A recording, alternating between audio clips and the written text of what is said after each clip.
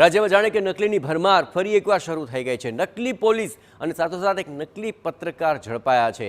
જામનગરથી આ સમગ્ર સમાચાર આવી રહ્યા છે કે જ્યાં નકલી પોલીસ અને બોગસ પત્રકારનો પર્દાફાશ થયો અને જામનગર પોલીસ અને પત્રકારનો પર્દાફાશ થવાની સાથોસાથ શહેરમાં જૂના રેલવે સ્ટેશન પાસે રહેતા અને મજૂરી કામ કરતા યુવાને પોલીસ મથકમાં ફરિયાદ નોંધાવી કે 31 મેના રોજ બે લોકો તેમના ઘરમાં ઘૂસી આવે છે।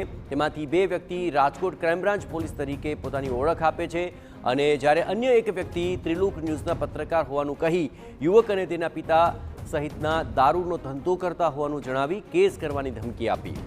વિડીયો રેકોર્ડ તે કરી લે છે અને 50,000ની માંગ કરી છેલ્લે 20,000 પડાવી લીધા। ત્યારે નકલી પોલીસને પકડવા અસલી પોલીસ કામે લાગી અને પોલીસે આ મામલે ગુનો નોંધી તપાસ શરૂ કરી છે। પોલીસે ત્રણેય આરોપીની ધરપકડ કરી આ મામલે વધુ તજવીજ હાથ ધરી છે। ત્રણેય વ્યક્તિઓ દ્વારા આ જે ફરિયાદી છે ફરિયાદીને એની પાસેથી આશરે 50,000 રૂપિયા અને એમાં કોઈ પ્રોહિબિશનના એટલે કે દારૂના ખોટા કેસમાં ફસાવી દેવા બાબતના જણાવવામાં આવેલું હતું અને જો આમ કરવામાં નહીં આવે તો એના વિરુદ્ધ આ પ્રકારનો કેસ કરવામાં આવશે અને એની પાસેથી 50,000 રૂપિયાની માંગણી કરવામાં આવી। જ્યારે જે આ કામના ફરિયાદી છે એની સાથે રકઝક કરી અને અંતે 20,000 રૂપિયા એની પાસેથી લેવામાં આવેલા હતા। આવી જ રીતે બીજા પણ એક ભોગ બનનાર છે તેની પાસે જઈને આ પ્રકારની માંગણી આ ત્રણેય વ્યક્તિઓએ કરેલી હતી।